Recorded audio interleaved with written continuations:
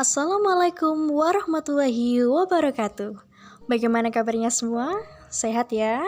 Semoga kita senantiasa dalam lindungan Allah Subhanahu wa taala. Alangkah baiknya sebelum kita memulai pembelajaran kita pada kesempatan kali ini, mari kita membaca basmalah bersama. Bismillahirrahmanirrahim. Baik, pada pertemuan kali ini kita memasuki bab 3. Dan kabar baiknya, kapal kita masih berlayar di dinasti Umayyah I. Jadi, mari kita lanjutkan tur kita di dinasti Umayyah I. Dinasti Bani Umayyah I memberikan banyak sekali kontribusi dalam peradaban Islam di dunia. Perkembangan peradaban inilah yang akan kita pelajari pada bab 3 dalam pertemuan kali ini. Nah, sudah siap? Mari kita belajar bersama-sama. Adapun tujuan pembelajaran yang akan kita capai pada pertemuan kali ini yaitu setelah melakukan pengamatan, menanya, mengeksplorasi, mengasosiasi, dan mengkomunikasikan, peserta didik diharapkan dapat menjelaskan proses pengumpulan dan penyelesaian hadis pada masa Bani Umayyah. Yang kedua, mendeskripsikan proses perkembangan ilmu pada masa Bani Umayyah. Yang ketiga, mengidentifikasi tumbuhnya peradaban administrasi pemerintahan Bani Umayyah. Dan yang terakhir yaitu menyebutkan pusat-pusat peradaban pada masa Bani Umayyah. Selanjutnya, yuk kita perhatikan dan kita pahami bersama peta konsepnya. Jadi, pada kesempatan kali ini kita belajar tentang perkembangan peradaban Bani Umayyah. Itu ada 3 hal yang akan kita bahas. Yang pertama yaitu proses kodifikasi hadis. Yang kedua yaitu proses perkembangan ilmu pengetahuan seperti ilmu diniyah, ilmu tarikh, dan juga ilmu filsafat. Dan yang terakhir yaitu kita akan membahas pertumbuhan yang tumbuh pada masa Bani Umayyah I, seperti perkembangan ilmu pengetahuan, membentuk dan menyempurnakan departemen-departemen pemerintahan, serta kita dapat mengetahui pusat-pusat peradaban pada masa Bani Umayyah I di Damaskus. Tidak usah berlama-lama, yuk langsung saja. Yang pertama yaitu proses kodifikasi hadis. Apa sih itu kodifikasi hadis? Jadi, kodifikasi hadis adalah penghimpunan, penulisan, dan pembukuan hadis Nabi atas perintah resmi dari penguasa negara, bukan dilakukan atas inisiatif perorangan atau untuk keperluan pribadi. Nah, jadi pengumpulan dan penyempurnaan hadis ini terjadi pada masa pemerintahan Khalifah yang ke-8 Bani Umayyah. Siapa? Ya, Khalifah Umar bin Abdul Aziz yang memerintah pada tahun 99 sampai 101 Hijriah. Pada saat itu, Khalifah Umar menginstruksikan kepada gubernur Madinah yang memerintah pada waktu itu agar segera mengumumkan kepada masyarakat umum tentang gerakan penghimpunan dan penyempurnaan hadis. Nah, kebijakan tersebut dilakukan oleh Khalifah Umar karena apa? Karena melihat kondisi di lapangan, hadis itu banyak yang telah diselewengkan dan telah dicampur adukan dengan ucapan-ucapan Israiliyat. Jadi hadis itu difungsikan untuk menguatkan kedudukan kelompok-kelompok, terus untuk kepentingan pribadi. Selanjutnya, setelah perintah dari gubernur Madinah atas instruksi dari Khalifah Umar tadi, berangkatlah nih para sahabat-sahabat Nabi dan para tabi'in untuk mencari dan menyeleksi hadis-hadis Nabi. Imam-imam hadis Nabi berjuang dengan sungguh-sungguh, dengan sabar, dengan istiqomah di dalam mencari dan melacak sebuah hadis. Berhari-hari, berminggu-minggu, berbulan-bulan, bahkan bertahun-tahun mereka dengan sabar mencari dan mengejar informasi tentang keberadaan sebuah hadis. Adapun imam-imam yang terkenal meriwayatkan hadis pada saat itu seperti Imam Bukhari, Imam Muslim, Imam Nasai, Imam Tirmidzi, Imam Ahmad bin Hambal, dan Imam Daruqutni. Mereka ini yang sangat dengan serius meluangkan waktunya untuk mencari, melacak, dan selanjutnya menyeleksi dan menghimpun hadis. Dengan upaya keras mereka lah, maka jadilah kitab-kitab hadis yang sekarang sering kita baca dan kita pelajari, dan juga bisa kita jadikan rujukan dalam menentukan suatu hukum. Mari kita lanjutkan perjalanan kita pada proses perkembangan ilmu pengetahuan. Perkembangan ilmu pengetahuan pada zaman permulaan Islam, termasuk masa Bani Umayyah I, meliputi 3 bidang, yaitu bidang diniyah, bidang tarikh, dan bidang filsafat. Jadi, para pembesar Bani Umayyah tidak berupaya untuk mengembangkan peradaban lainnya. Akan tetapi, Bani Umayyah secara khusus menyediakan dana tertentu untuk pengembangan ilmu pengetahuan. Jadi, para khalifah ini mengangkat ahli-ahli cerita dan memperkerjakan mereka dalam lembaga-lembaga ilmu berupa masjid-masjid dan lembaga yang lainnya yang disediakan oleh pemerintah dinasti Umayyah. Kebijakan ini mungkin karena didorong oleh beberapa hal. Yang pertama, pemerintah Bani Umayyah I dibina atas dasar kekerasan. Karena itu, mereka membutuhkan ahli syair, tukang kisah, dan ahli pidato untuk bercerita, sekedar menghibur para khalifah dan pembesar istana. Nah, yang kedua yaitu jiwa Bani Umayyah itu adalah jiwa Arab murni yang belum begitu berkenalan dengan filsafat dan tidak begitu serasi dengan pembahasan agama yang mendalam. Mereka merasa senang dan nikmat dengan syair-syair yang indah dan khutbah-khutbah balighah atau khutbah-khutbah yang berbahasa indah. Para ahli sejarah menyimpulkan bahwa perkembangan gerakan ilmu pengetahuan dan budaya pada masa Bani Umayyah I memfokuskan pada 3 gerakan dasar, yaitu seperti yang pertama, ada apa yuk? Yang pertama ada gerakan nungguin ya. Yang pertama ada gerakan ilmu agama. Di sini karena didorong oleh semangat agama yang sangat kuat pada saat itu. Dan yang kedua ada gerakan filsafat. Karena ahli agama di akhir Daulah Umayyah I terpaksa menggunakan filsafat untuk menghadapi kaum Nasrani dan kaum Yahudi.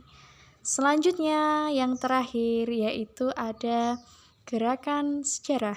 Karena ilmu-ilmu agama itu memerlukan riwayat supaya kita tahu dari mana asalnya. Ini ilmunya dari siapa, diturunkan oleh siapa. Jadi begitu. Nah, akhirnya kita sampai pada pokok bahasan yang terakhir, yaitu peradaban yang tumbuh pada masa Bani Umayyah. Pengembangan budaya, filsafat, dan ilmu pada masa Bani Umayyah I ini difokuskan pada beberapa bidang. Di antaranya, yang pertama ada bidang ilmu pengetahuan. Nah, dalam bidang ini dibagi menjadi beberapa cabang. Yang pertama ada ilmu tafsir. Setelah Daulah Umayyah I berdiri, maka kaum muslimin berhajat kepada hukum dan undang-undang yang bersumber dari Al-Quran. Sedangkan para qurra dan mufassirin menjadi tempat bertanya masyarakat dalam bidang hukum. Pada zaman ini, keberadaan tafsir masih berkembang dalam bentuk lisan dan belum dibukukan. Selanjutnya ada ilmu hadis. Pada saat mengartikan makna ayat-ayat Al-Quran, kadang-kadang para ahli hadis kesulitan mencari pengertian dalam hadis karena terdapat banyak hadis yang sebenarnya bukan hadis. Nah, dari kondisi semacam ini, maka timbullah usaha para muhadisin untuk mencari riwayat dan sanad hadis. Proses seperti ini pada akhirnya berkembang menjadi ilmu hadis dan segala cabang-cabangnya. Perkembangan hadis diawali dari masa Khalifah Umar bin Abdul Aziz dan ulama hadis yang mula-mula membukukan hadis yaitu Ibnu Az-Zuhri atas perintah dari Khalifah Umar bin Abdul Aziz. Selanjutnya ada ilmu qiraat. Dalam sejarah perkembangan ilmu, yang pertama kali berkembang adalah ilmu qiraat. Cabang ilmu ini mempunyai kedudukan yang sangat penting pada permulaan Islam, sehingga orang-orang yang pandai membaca Al-Quran pada saat itu disebut para qurra. Setelah pembukuan dan penyempurnaan Al-Quran yang terjadi pada masa Khulafaur Rasyidin, tepatnya pada masa pemerintahan siapa? Khalifah Utsman bin Affan.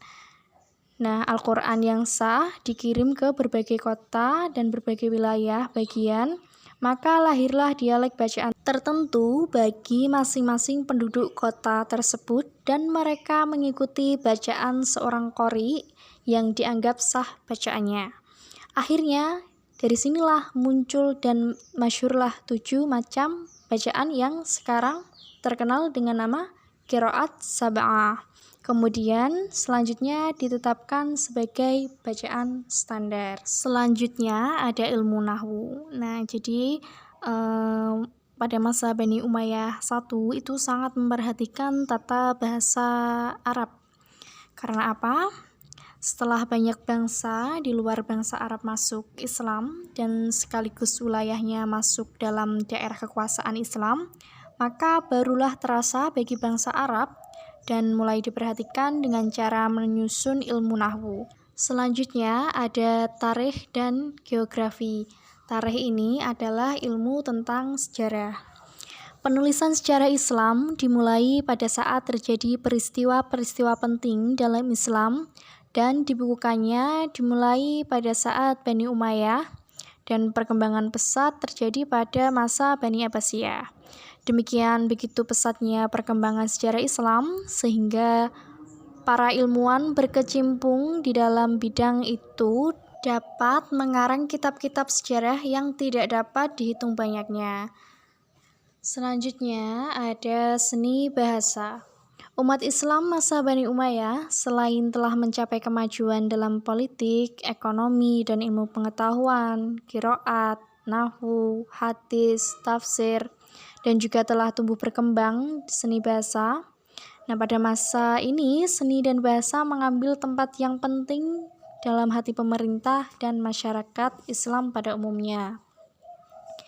Pada saat itu, kota-kota seperti Basra dan Kufah adalah pusat perkembangan ilmu dan sastra. Orang-orang Arab Muslim berdiskusi dengan bangsa-bangsa yang telah maju dalam hal bahasa dan sastra. Di kota-kota tersebut, umat Islam menyusun riwayat Arab, seni bahasa dan hikmah atau sejarah, nahwu, sorof, balaghoh, dan juga berdiri klub-klub para pujangga sastrawan. Selanjutnya ada membentuk dan menyempurnakan departemen-departemen pemerintahan. Departemen yang berkembang pada masa Bani Umayyah I adalah perkembangan dari pemerintahan sebelumnya, yaitu pada masa Khulafaur Rasyidin. Nah, pada masa pemerintahan Khalifah Umar, beliau telah membentuk 5 departemen Nidhamul Mali, Nidhamul Harbi, Nidhamul Idari, Nidhamul Siyasi, dan Nidhamul Qadi.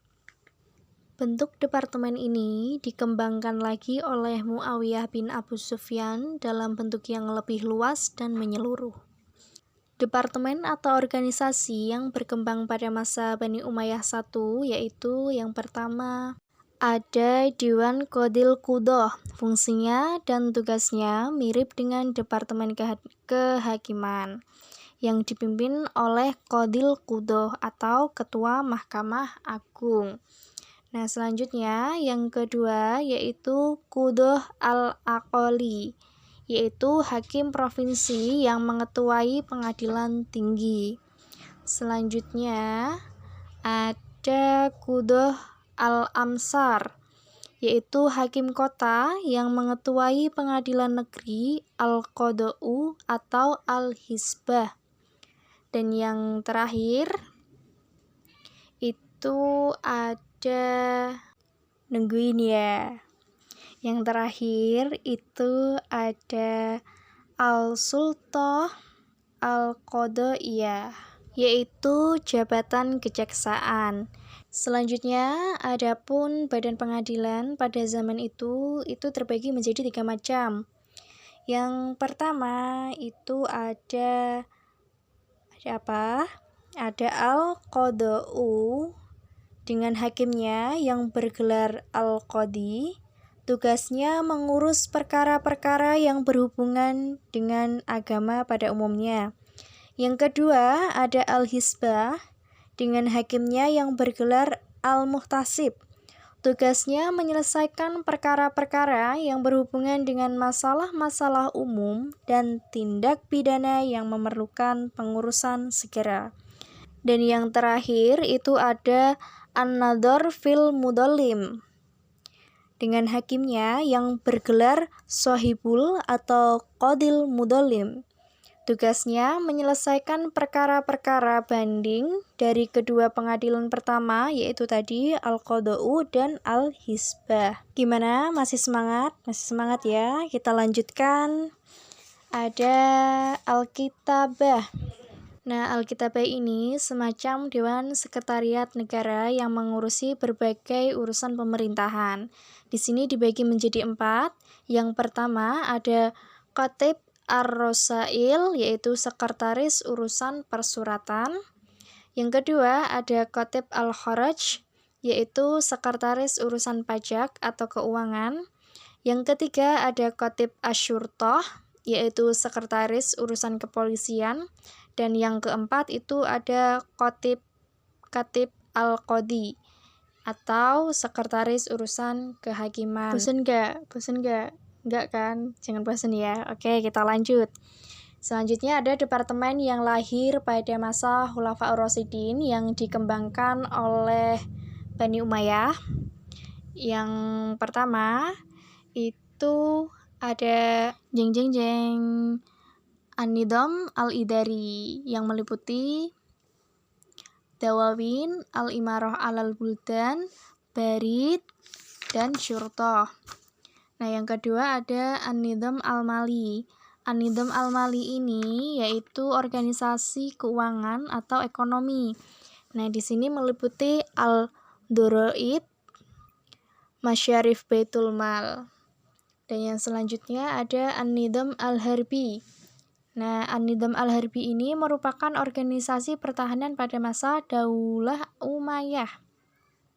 Nah, jadi dalam Nidham al-Harbi ini terdapat undang-undang yang menyatakan untuk wajib militer, yaitu Nidhamut Tajnidil Ijbari. Dan yang selanjutnya ada An-Nidham al-Qadai, meliputi al-Qada'u, al-Hisbah, dan An-Nidhar fil Mudhallim. Nah, yang terakhir ada an-nadhar fil mudhallim.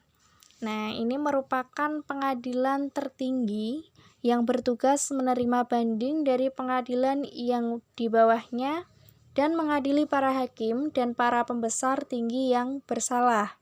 Di dalam an-nadhar fil mudhallim di sini, ketua Mahkamah Mudhallim dibantu oleh beberapa pejabat lainnya, di mana sidang mahkamah itu tidak akan sah tanpa mereka, yaitu yang pertama ada pengawal yang kuat, yang sanggup bertindak kalau para terdakwanya lari. Yang kedua, itu ada para hakim dan qadhi. Yang ketiga, itu ada para sarjana hukum atau fuqaha, atau ahli fikih, tempat para hakim meminta pendapat tentang hukum. Yang keempat, itu ada para penulis yang bertugas mencatat segala jalannya sidang. Nah, telah sampailah pada saat yang berbahagia mengantarkan kita pada pusat-pusat peradaban Bani Umayyah I. Jadi, selama 92 tahun berdiri, Bani Umayyah I ini dapat mengembangkan budaya dan ilmu pengetahuan dengan baik. Meskipun pengembangannya berjalan lamban karena pola pengembangan memakai pendekatan Arab-oriented. Pusat-pusat peradaban sebagai tempat pengembangan ilmu pengetahuan Bani Umayyah I ini menyebar di berbagai wilayah. Di antaranya seperti Kufah, Basrah, Syria, Andalusia, Cordova, Granada, Mesir, dan Kairawan. Gimana, menarik bukan tentang perkembangan peradaban pada masa dinasti Umayyah? Nah, setelah kita mempelajari tadi, apa sih ibrah atau pelajaran yang dapat kita petik dari bab perkembangan Bani Umayyah 1? Nah, dari pembelajaran tadi kita dapat meneladani kesungguhan, keseriusan, dan istiqomah para imam hadis seperti Imam Bukhari, Imam Muslim, Imam Tirmidzi, Imam Nasai, Imam Daruqutni pada saat melacak hadis dari perawi. Masih semangat? Atau jangan-jangan udah pada ngantuk ya? Oke, time to exercise. Biar nggak ngantuk, mari kerjakan soal-soal berikut. Yang pertama, jeng soalnya, jelaskan manfaat proses kodifikasi hadis pada masa pemerintahan Bani Umayyah I untuk masa sekarang.